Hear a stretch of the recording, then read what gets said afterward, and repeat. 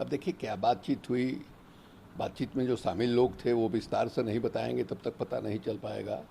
लेकिन इतनी जानकारी तो मिल रही है कि चीन अभी भी हमारे देश की सीमा से बाहर नहीं गया है। बल्कि ये खबर आई थी कि वाच टावर जो है पक्का कंस्ट्रक्शन जो है उसने किया है। और चीन की जो प्रवृत्ति है न सिर्फ हमारे साथ बल्कि माने ताइवान के साथ हो या वियतनाम के साथ हो या जापान के साथ हो, हर देश के साथ उसका तनाव बना हुआ है और विस्तारवादी नीति उसकी बिल्कुल स्पष्ट है। ऐसे में हमको ऐसा लगता है कि माने अकेले फौज जो है वो युद्ध नहीं लड़ती है, पूरा देश जो है युद्ध लड़ता है। और हमारे देश के अंदर की जो स्थिति है, जो वातावरण है, वो वातावरण बहुत ही खराब है।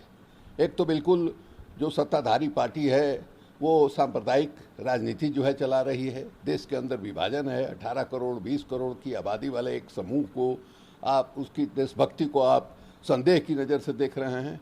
दूसरे, आपका जो सीमावर्ती इलाका है वो इलाका बिल्कुल अशांत है। जैसे कश्मीर जो है बिल्कुल अशांत है।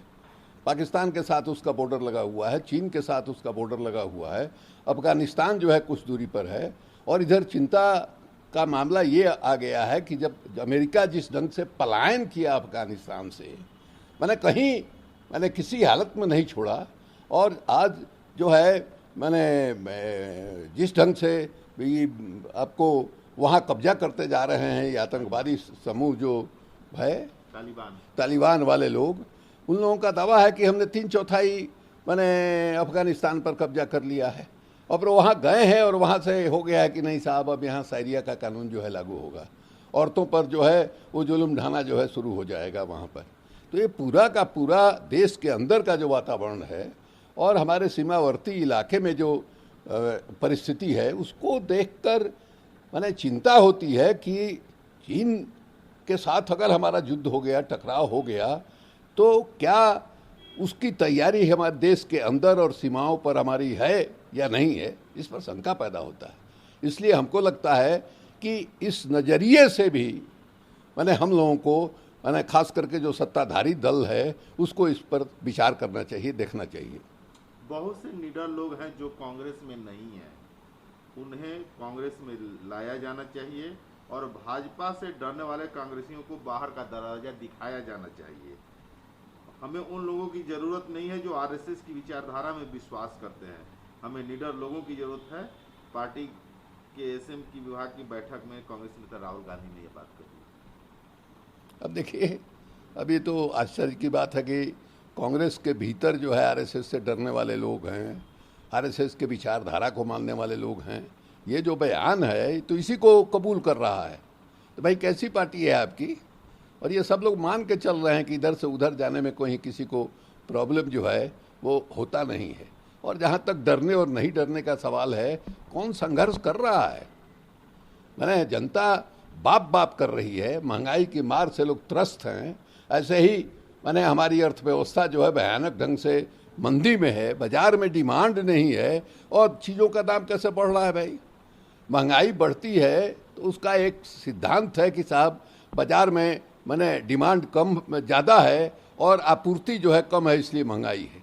लेकिन हमारे यहाँ खाने पीने की जो वस्तुओं की महंगाई है, पिछले साल रिकॉर्ड उत्पादन हुआ अनाज का, उसके पिछले साल के मुकाबले कहीं ज़्यादा हुआ। तो हमारे पास अन्न का भंडार भी है, फिर भी अन्न क्यों महंगा हो रहा है? ये एक चिंता की बात है। और ये लगता इस दिशा में कोई कार्रवाई, कांग्रेस सबसे बड़ी पार्टी है, मान लीजिए कि आप प्रतीकात्मक रूप से कोई पार्टी जो है, हमारी पार्टी हो, उनकी पार्टी हो, वो कुछ कर देती है, उसका कोई अर्थ नहीं है।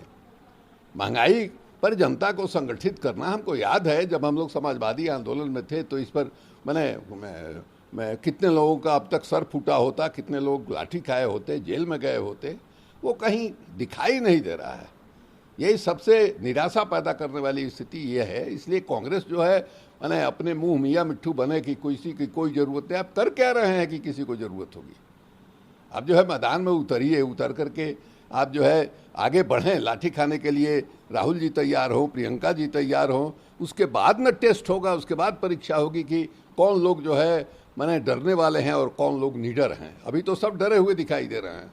पाकिस्तान के प्रधानमंत्री ने भारत के साथ बातचीत न करने के लिए आरएसएस की विचारधारा को जिम्मेवार ठहराया है और तालिबान के सवाल पर उन्होंने सवाल को टाल दिया। देखिए, आरएसएस वाली बात भी ठीक है और तालिबान वाली बात भी ठीक है। अब किस मुंह से जो है इमरान खान तालिबान की निंदा करेंगे? तालिबान की पैदाइश तो पाकिस्तान से ही हुई है ना। अमेरिका के पहले जो रूस यहाँ घुसा हुआ था, रूस से लड़ने के लिए अमेरिका ने पाकिस्तान का इस्तेमाल किया, अमेरिका ने किया, सऊदी अरबिया ने किया, दूसरे मुल्कों ने किया और तालिबान वहीं से पैदा हुआ। और आज जो है तालिबान जो है धीरे धीरे अफगानिस्तान पर कब्जा करता जा रहा है। तो ये माने अगर सचमुच में माने देश के हित में राजनीति करना चाहते हैं इमरान साहब, तो उनको तो चिंता होनी चाहिए कि उनके पड़ोस में किस तरह की ताकत जो है मैंने अपना जड़ जो है जमा रही है, और वहाँ जो जड़ जमा रही है तो वो कैसे स्थिर रहेंगे। उनकी स्थिरता भी हमेशा संदेह के कटघरे में पड़े रहेगी। तो हमारे यहाँ भी चिंता का विषय है, तो उनके यहाँ हमसे ज़्यादा जो है चिंता का विषय है। प्रधानमंत्री नरेंद्र मोदी ने गांधीनगर रेलवे स्टेशन पर देश का पहला 5 स्टार होटल का उद्घाटन किया। वहीं उन्होंने गुजरात साइंस सिटी का भी उद्घाटन किया। 2 ट्रेनों को हरी झंडी भी दिखाई। हमको ऐसा लगता है कि गांधी जी के नाम पर कोई स्टेशन है बना हुआ और वहाँ आप 5 स्टार होटल बना रहे हैं, वो गांधी जी का अपमान है। गांधी जी माने सादगी के प्रतीक थे, सादगी के प्रतीक थे और मितव्ययिता, जो भारत जैसे गरीब देश में जहाँ एक बहुत बड़ी आबादी जो है माने भरपेट खाना उसको नहीं मिलता है, वहाँ गांधी जी के नाम पर स्टेशन पे आप 5 स्टार होटल बनाइए, ये गांधी जी का अपमान है। हमको ये नहीं समझ में आता है कि नरेंद्र मोदी जी वगैरह गांधी जी को समझते भी हैं कि नहीं। और ये बिल्कुल स्पष्ट है कि गांधी जी को ये लोग नहीं समझते हैं। ये तो वो लोग हैं जो नाथूराम गोडसे को राष्ट्रभक्त मानते हैं, और इसीलिए गांधी का समझिए कि उनके नाम पर जो आप प्लेटफार्म बना रहे हैं या स्टेशन बना रहे हैं, वहाँ 5 स्टार होटल खोल रहे हैं। आप जो हाँ जुआ घर खोलिए, वहाँ मैंने बार बालाओं का डांस करिए, क्या मतलब है इसका?